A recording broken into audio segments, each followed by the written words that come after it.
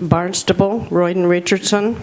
Bourne, Michael Blanton. Present. Brewster, Elizabeth Taylor, present. Chatham, Lynn Pleffner.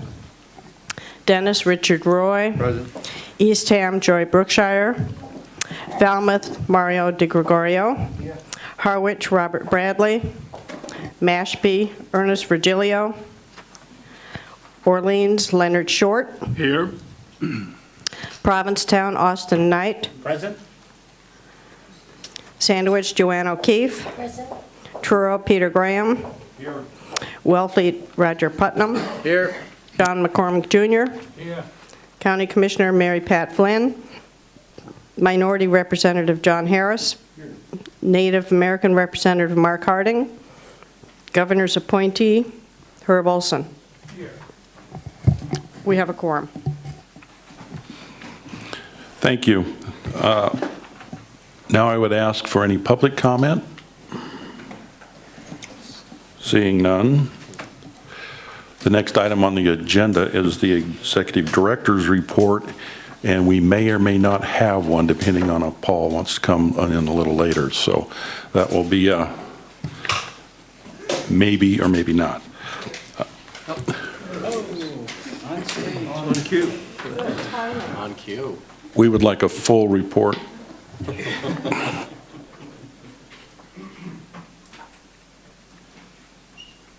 I'll give you a full but short report, the highlights of which are yesterday Governor signed the state budget, and as a component of that was a $150,000 earmark for the Cape Cod Commission to further the wastewater discussion, especially as it relates to a regional build-out and the creation of a land use database associated with that. So that was a lot of heavy lifting in order to get that, but I think it's a cue from the administration that the nutrient management issues and wastewater on the Cape are a high priority and need to be dealt with. So in these fiscally difficult times, any earmark requires great effort and a commitment from the administration and others. So I'd like to thank Senator Wolf, Senate President Murray, and Commissioner Kimmel, Secretary Sullivan, and the Governor for that action. We look forward to getting to work. Thank you. Thank you and congratulations, one and all. The next item of business is to approve the minutes from the training session held on 5/23/11. So moved. Second. Moved and seconded. Any discussion? All those in favor? Aye. Opposed? Abstentions? 1, 2, 3, 4, 5. 5 abstentions. Thank you. The next order of business is to approve the minutes from our meeting, full meeting on 6/9/11. Moved and seconded. Any discussion? All those in favor? Aye. All those opposed? Abstain. Abstentions? Abstain. 4? 3? 4? 3. Thank you.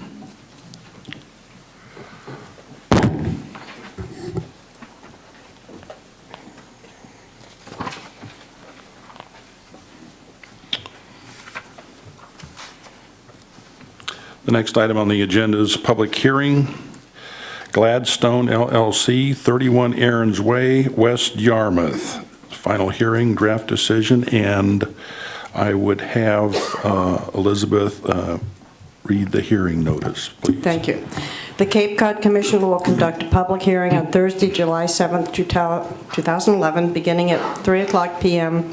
in the 1st District Courthouse, Assembly of Delegates Chamber, Route 6A, Barnstable, Mass. The following development of regional impact, DRI, has been referred to the Cape Cod Commission under Sections 13A and 23 of the Cape Cod Commission Act, Chapter 716 of the Acts of 1989 as amended, and Sections 3, 7, and 9 of the DRI enabling regulations. The project will be considered for DRI and hardship exemption approval, previously scoped as a limited DRI for the regional policy plan issue areas for energy, hazardous waste management, land use, open space, and wetlands. The purpose of the final hearing is to allow for proposed corrections to and comments on factual information contained in the draft decision. This project will be heard pursuant to Sections 13A and 23 of the Cape Cod Commission Act and Sections 3, 7, and 9 of the DRI enabling regulations. This notice is being published as required by Section 5 of the Cape Cod Commission Act. Project name, Gladstone LLC.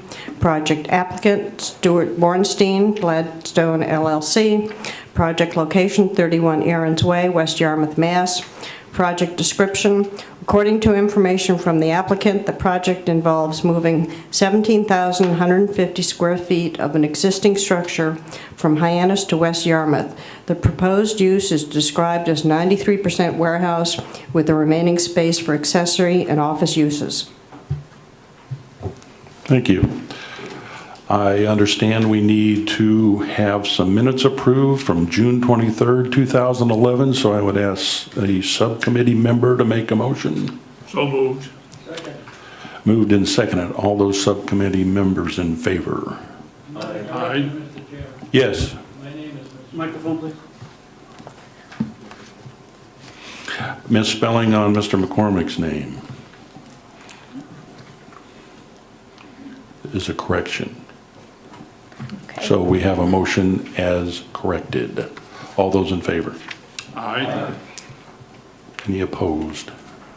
Any abstentions? So moved. Proceed, please. Okay, good afternoon. For the record, my name is Elizabeth Enos, and I'll be presenting on 31 Aaron's Way in West Yarmouth.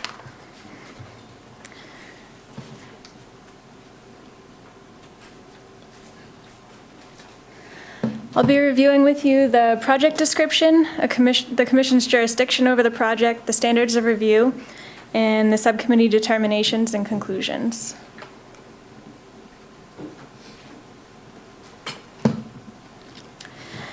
The applicant is proposing to move 17,150 square feet of a 23,000 square foot building from Hyannis to West Yarmouth on a 1.5 acre undeveloped lot located at 31 Aaron's Way. The applicant is proposing to use this building as a warehouse and create new paved areas, parking, and site drainage.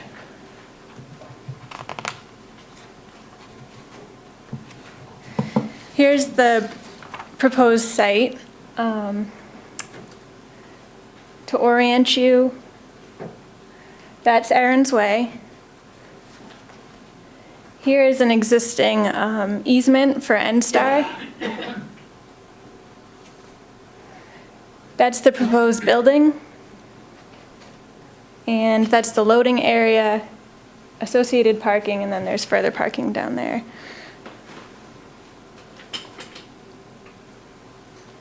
Okay, the proposed project is a DRI under Section 3EI of the enabling regulations, as it is the construction of a commercial building with a gross floor area greater than 10,000 square feet.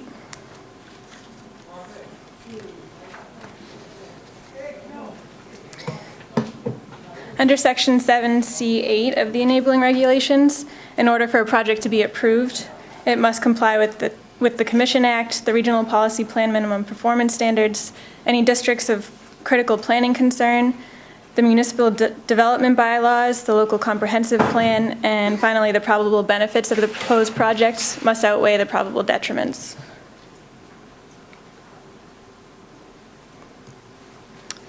The project was granted limited DRI review per Section 5 of the enabling regulations in a March 17, 2011 limited DRI scoping decision. The subcommittee determined the scope of DRI review to include the issue areas of energy, hazardous waste management, land use, open space, and wetlands.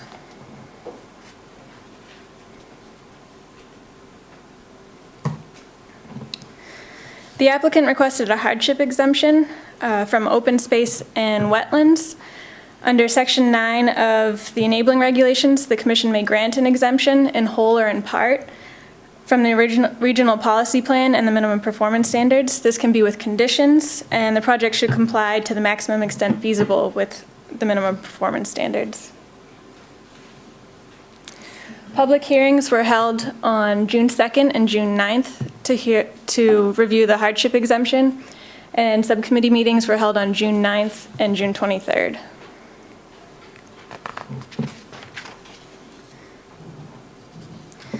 The subcommittee granted relief from MPS WET 1.2, WET 1.4, and OS 1.3.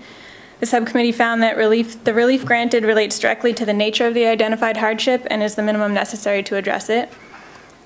They also found that a literal enforcement of the provisions of the Act would involve a substantial hardship, financial or otherwise, and that desirable relief could be granted without substantial detriment to the public good and without nullifying or derogating from the intent or purpose of the Act. Now we'll be reviewing the findings and conditions of the decision, beginning with land use. The RPP requires that a project be consistent with the town's land use vision map category and characteristics per MPS LU 1.1. The site is mapped as an economic center, which consists of areas appropriate for growth or serve the region or subregion, also civic, institutional, retail, or mixed use. The subcommittee determined that warehouse use is consistent with the land use vision map designation as an economic center. And according to MPS LU 1.1, the commission may find a project has met this minimum performance standard if it meets the following.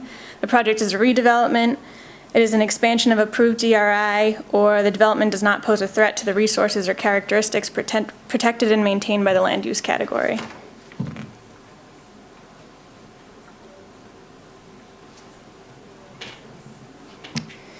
The subcommittee determined that the project has characteristics of redevelopment, as they're proposing to relocate and reuse part of a building. And the comments from the Yarmouth Planning Board, the Community and Economic Development Committee, and the acting town administrator and director of planning were in support of the project. The subcommittee determined that the project does not pose a threat to the resources and/or characteristics of an economic center land use designation per MPS LU 1.12.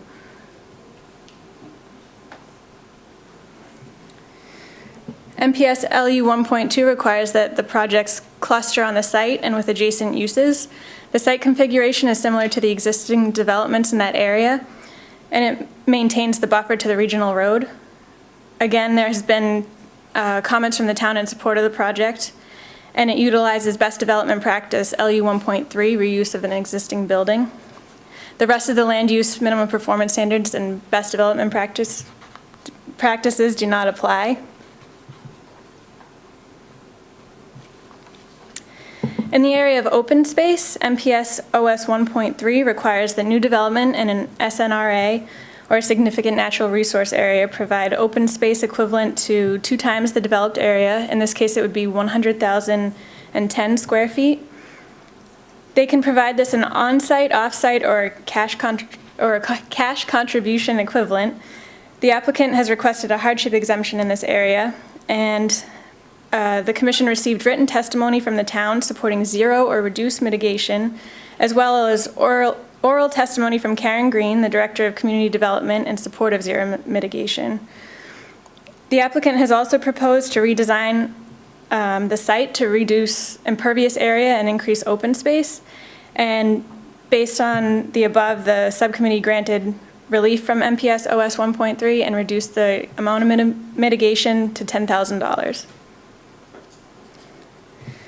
As a condition of approval, prior to issuance of a preliminary certificate of compliance or a building permit, the applicant shall provide to the commission a cash contribution of $10,000 to be utilized for the purpose of acquiring open space in the town of Yarmouth. In the area of wetlands, the subcommittee found that the site at 31 Aaron's Way is undeveloped. It is mapped as a significant natural resource area and a wellhead protection area. However, according to Natural Heritage, the project will not result in a prohibited take of state-listed species. There's also a wetland located just off-site, and town zoning presently requires a minimum of 23 parking spaces. However, the applicant has proposed to reduce parking to remove the development from the 100-foot wetland buffer and An application to the town for the reduction will be required as a condition of approval. Development in a wetland buffer is in conflict with MPS WET 1.2 and WET 1.4. Therefore, the applicant has requested a hardship exemption in this area. The revised layout and landscape plan of land dated June 9th, 2011, subject to town approval, reduces the intrusion into the buffer to approximately 14 feet at its greatest width. Comments from the Planning Board and CEDC were in support of reduction of the impervious area, and the subcommittee found that a hardship exists and finds that a literal enforcement of the provisions of the Act and the minimum performance standards would involve substantial hardship based on the town requirements, and that relief may be granted without substantial detriment to the public good and without nullifying or derogating from the intent or purpose of the Act. They also found that it was the minimum relief necessary. The applicant shall provide written confirmation of the application under Section 300 of Yarmouth's zoning bylaw and also the town's determination to the commission staff within 6 months of issuance of the decision as a condition of approval. Also, if the revised plan is approved, the applicant shall build in a manner consistent with that plan. If the town determines the amount of developed area cannot be reduced or can be even further reduced, then the applicant shall submit revised plans for review and approval and seek a modification to the decision. Under hazardous materials and waste management, the subcommittee found that the site is located in a wellhead protection area, and it may involve generation, handling, or storage of hazardous materials or waste. Under MPS WM 1.1, hazardous waste must be limited to a household quantity, and the applicant has stated the intent and ability to comply with this standard. MPS WM 1.4 requires the applicant to provide a pollution prevention plan, and the subcommittee finds that the plan submitted as part of the stormwater management can be augmented and conditioned to comply with this standard. MPS WM 1.5 requires the applicant to comply with state hazardous waste regulations for commission review, and the subcommittee finds that the project can be conditioned to provide the required documentation.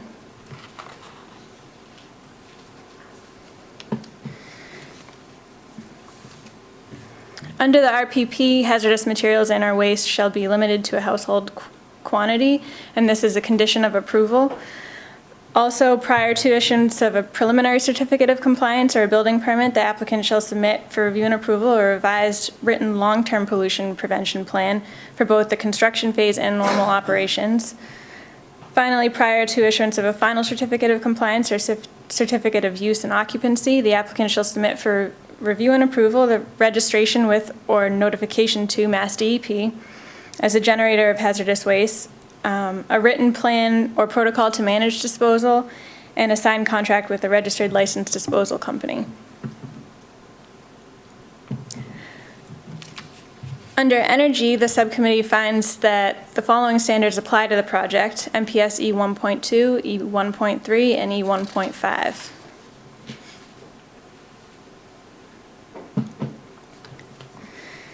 The subcommittee found that Yarmouth's Design Review Committee supported the applicant's proposed intent to provide white trellises on the exterior of the building every 25 feet along the northern side and additional windows and doors on the southern side.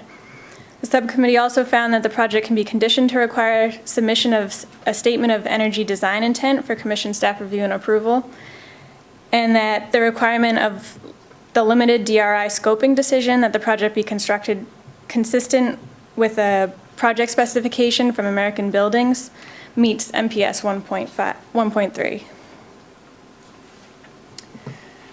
The applicant has chosen to meet waiver option C under MPS E1.5. They have chosen to incorporate an Energy Star roof, to reuse an existing building, to incorporate renewable energy features and passive solar design, also energy conserving landscaping, and to meet certain ANSI standards. The subcommittee finds that the project may be conditioned to meet these requirements. As conditions of approval, prior to issuance of a final certificate of compliance or certificate of use, the applicant shall submit for review and approval a statement of energy design intent prepared by a registered architect or engineer. To comply with MPS 1.3, the project shall be constructed consistent with the wall panel system specifications from American Buildings. And to comply with MPS E1.5, the project shall comply with the plan to meet waiver option C, green building compliance. So the subcommittee's determination was that the project is consistent with the Commission Act and the Regional Policy Plan as it was conditioned. The project is not located in a DCPC, so it meets that criterion as well. It is consistent with local zoning bylaws and the local comprehensive plan according to the town. And the subcommittee found that the probable benefits of the proposed development are greater than the probable detriments. The benefits they found to include best development practice LU 1.3, reuse of a building, creation of 15 jobs, and revenue for the town. In conclusion, the subcommittee recommends approval of the project as a hardship exemption and recommends approval of the draft limited DRI hardship exemption decision.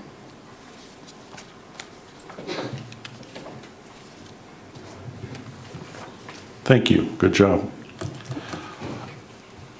I would ask if there is an applicant present that wants to make a presentation. I'm here as a representative for the applicant. My name is Deirdre Kyle. You'll have to come to the microphone if you can speak. Yes, please. Yeah, thank you. Good afternoon. My name is Deirdre Kyle. I'm from Holly Management. I'm here on behalf of the applicant, but I'm not prepared to make a presentation today. It was my understanding we were just reviewing the draft decision. If you have any questions, I'm happy to answer them on behalf of the applicant.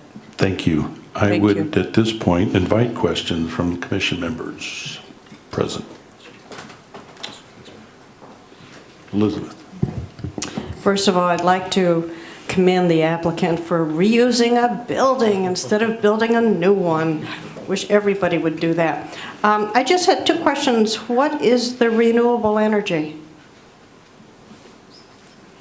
I was expecting maybe to see solar on the roof or something. There's a Ryan Christenberry, planner with the Commission, for the record.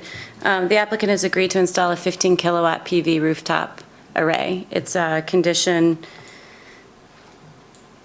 it wasn't in the presentation. EF5, but- I see, I think.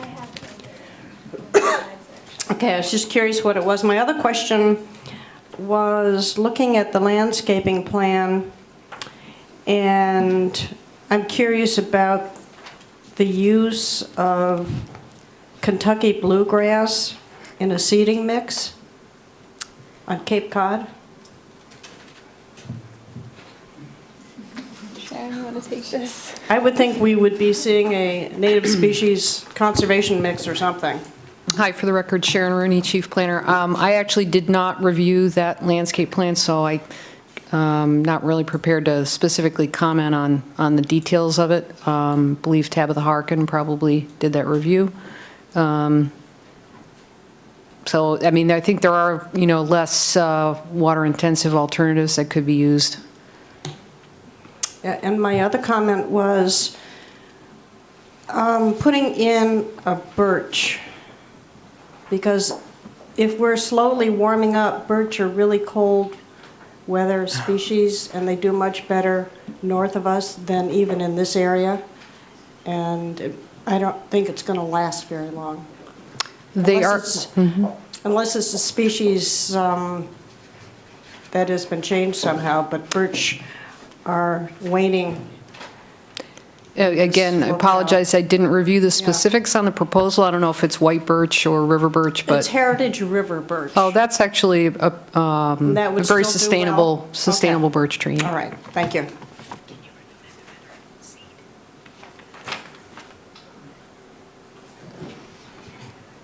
Other questions? Mario? I understand the area has been mapped as being within an estimated habitat zone for rare species by the Natural Heritage Program. Is that true? It is, but Natural Heritage actually issued a no-take letter for rare species. They've issued a no-take? Yep, Okay, thank you. you're welcome. I just wanted to comment on the Kentucky bluegrass seed. Yeah, identify again so we... I'm sorry, Deirdre Kyle, on behalf of the applicant. Dan Ogelar is our project engineer, and he usually uses the Cape Cod Commission standards, so I cannot speak on his behalf as to why he included the Kentucky bluegrass seed. But the applicant would certainly be willing to use a different seed if that's, provided will take in that area, if you have a better suggestion. If I may, through the chair, it's just going to be much healthier in this climate if you use the standard commission mix or conservation mix. Probably the last thing you want to put in is something that wants more water or may need fertilizer. Okay. So standard seed? Yeah, a standard conservation mix. I don't know if the commission has a recommended mix, but there is a standard conservation mix you can buy. Do you want to address that, Heather? Heather would know. Whoops. But we're amenable to changing the seed. Okay, thank you. Okay, well, I think if you're satisfied with that response, that's, okay, great.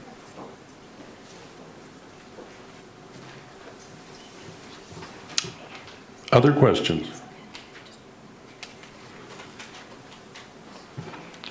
Seeing none, I would invite any federal or state official present to speak.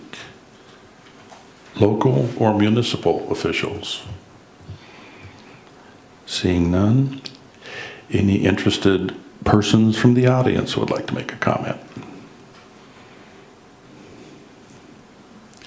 I would now accept a motion to close the hearing and the record.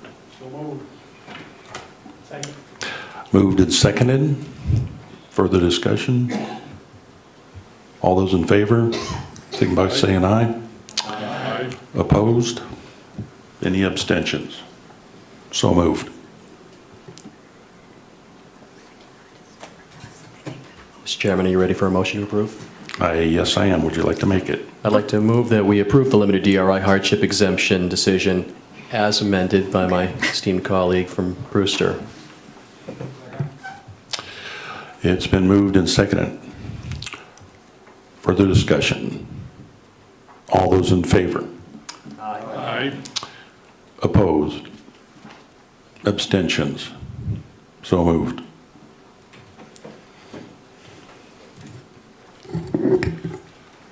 Next item is notification of withdrawal of James and Andrea DuPont residents, 3 Main Street, Chatham, and Elizabeth Enos is now going to do that. Thanks.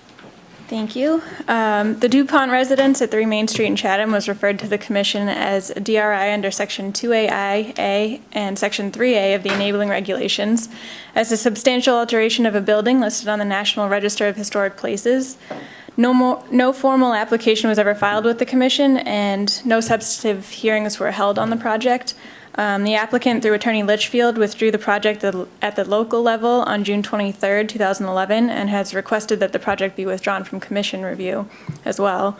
Under Section 7C 12 of the Enabling Regulations, an applicant may withdraw an application for DRI review from consideration by the Commission at any time prior to a Commission vote, as long as the applicant provides documentation that the project has also been withdrawn from your consideration at the local level.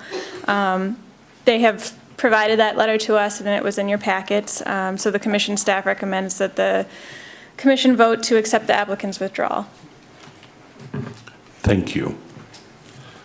I would ask for a motion. Been moved and seconded. All those, any discussion further on that? Oh. All those in favor say aye. Aye. Any opposed? Abstentions? So moved.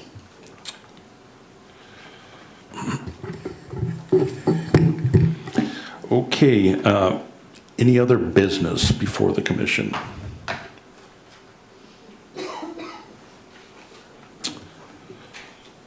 Seeing none, I would ask now for members' comments. Would just like to make a request for comments.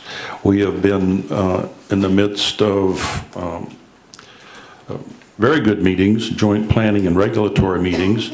The committee's effort is combined with the excellent effort by the staff, as well as the representatives from the 15 towns to craft regulations for the ocean management DCPC. So I thought it appropriate that perhaps a member or members from the joint committee might make some comment for our TV audience as well as public.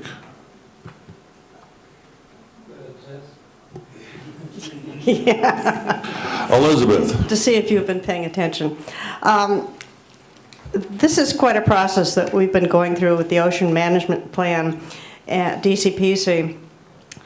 And I've learned a lot, and I must say we've gotten some excellent comments from various people around Cape Cod and various groups.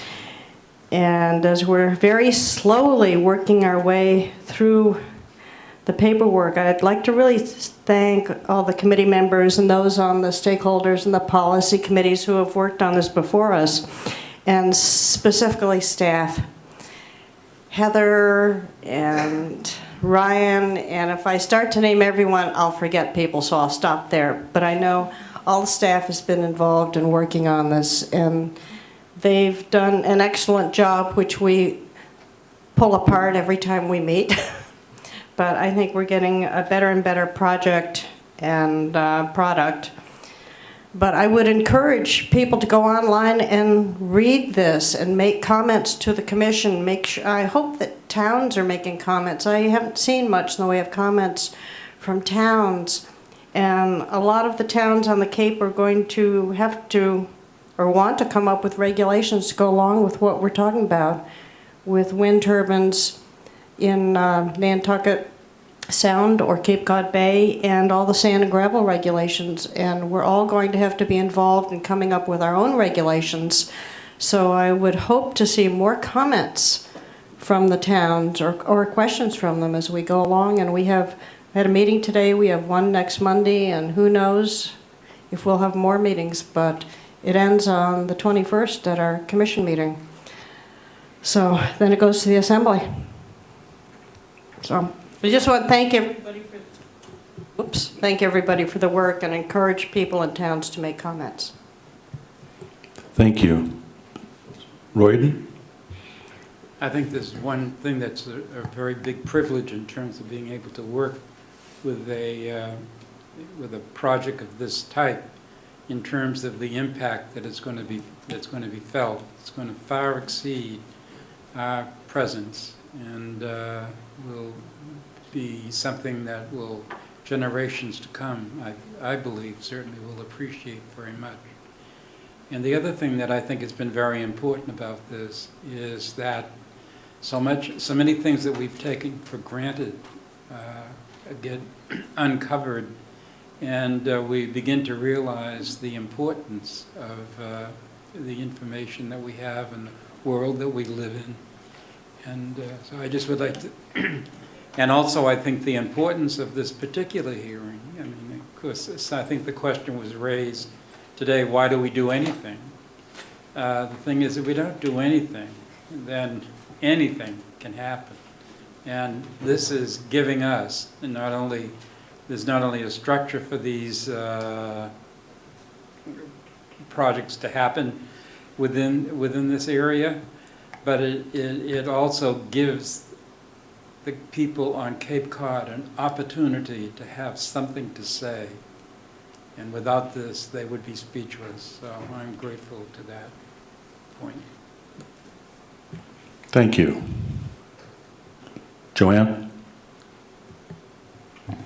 Thank you, Mr. Chairman, and congratulations. I think that if someone is turning on their TV and they're seeing these faces late at night and there's nothing else on, and they say, okay, what are they talking about?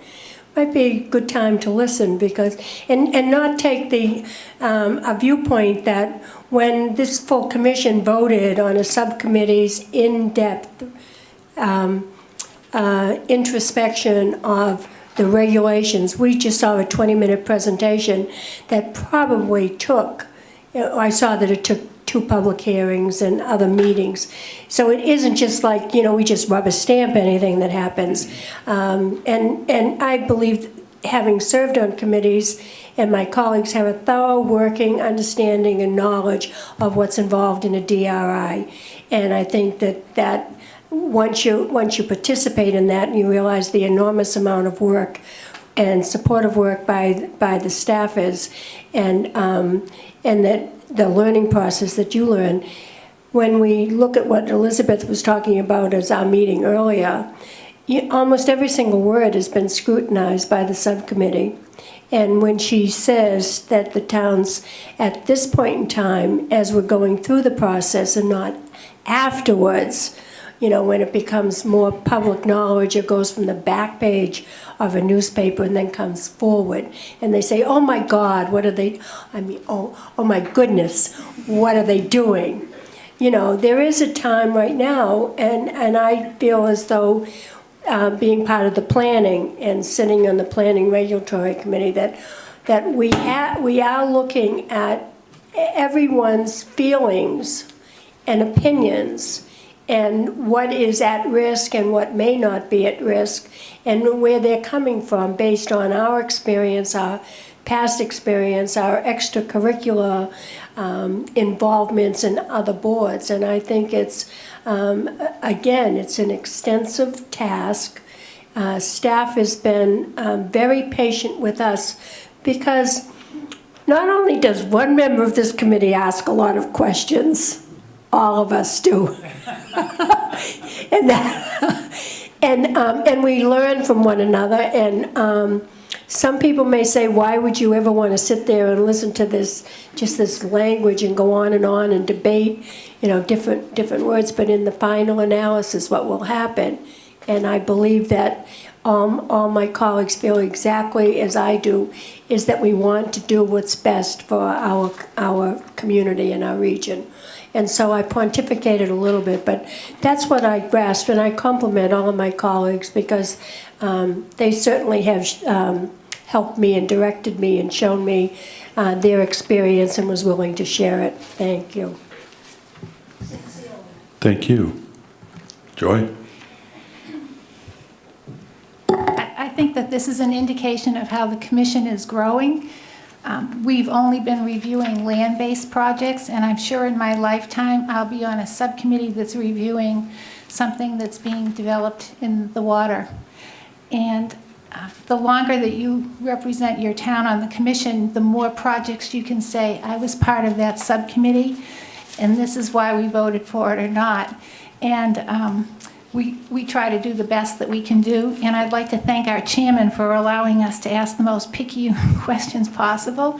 He has a lot of patience, and the staff is really good about answering our questions, but from one question comes another question, comes more knowledge.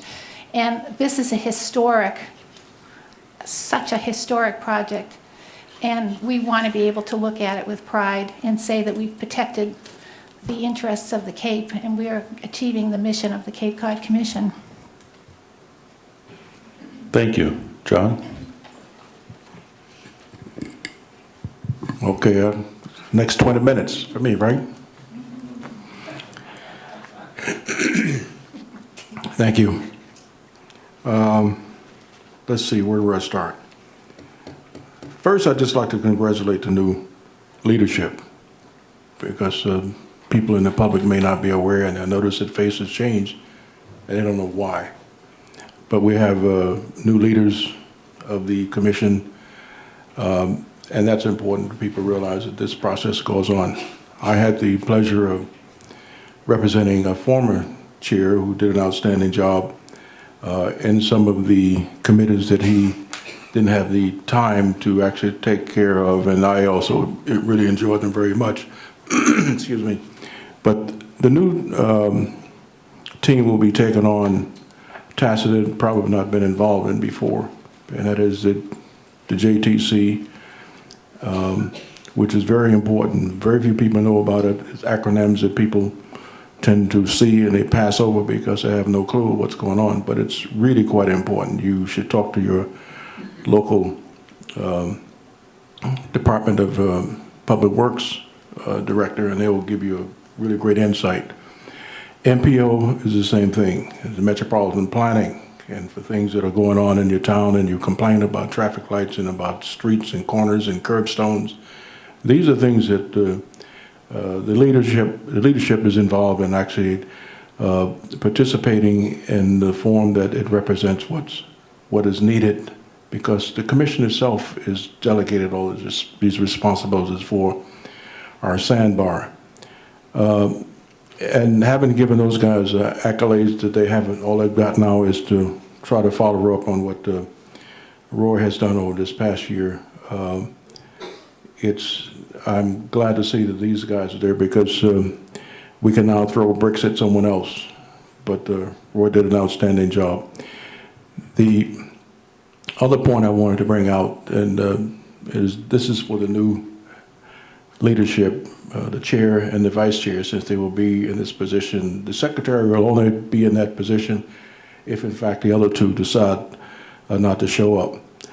But myself and this gentleman, we don't represent a town. So next time you say something about the 15 towns being represented, you better be sure that you include the people from the governors and the minority representative, because we have a voice here too. So there.